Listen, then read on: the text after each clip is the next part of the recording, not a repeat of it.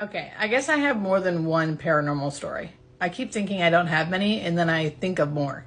So, since I did a scary one yesterday, I'm going to do a more positive one today. And by more positive, I mean incredibly positive. Now, this one too changed my opinion about what happens to us in the afterlife, but in a good way, not a bad way.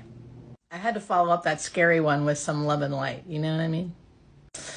Okay, so I'm a hospice nurse, right? So I had a patient of ours who was on hospice. He was younger again, and he didn't have much family around. So we really, as a hospice team, really helped him out a lot. He ended up living longer than we thought he would, which was amazing. So a lot of us got very close with him, including myself. He is still my favorite patient. Never forget him. Love him. My heart soars every time I think of this guy. Okay, so once he was actively dying, we set up continuous care to help manage his symptoms and care for him in the home. I went to go visit him, and I could tell that he was going to pass likely that day within a few hours.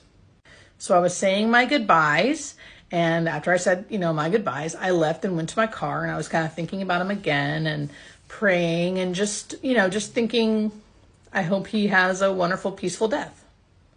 And suddenly, I heard his voice in my head. And no, this does not happen often. Never, actually. This is the only time it's ever happened. So I heard his voice in my head, and I felt this overwhelming feeling of peace and joy and basically like exuberance, like more joy and freedom than I could even express to you. And I could hear him talking to me in my head, talking about how he just kept going, I can't believe it. I can't believe it, Julie. I can't believe it, Julie. And he was saying my name. It makes me want to cry just thinking about it.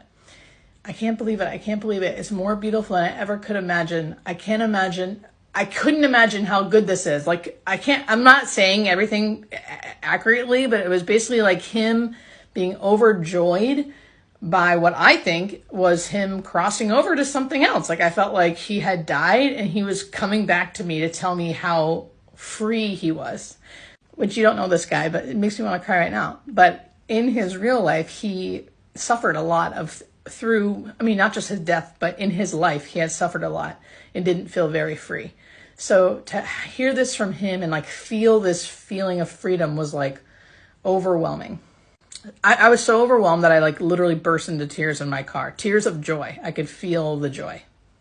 And then, of course, just then, my nurse inside the house, because I was still in my car parked outside, called me and said, Julie, he just passed away. And I knew it because he told me. And he had crossed over somewhere wonderful.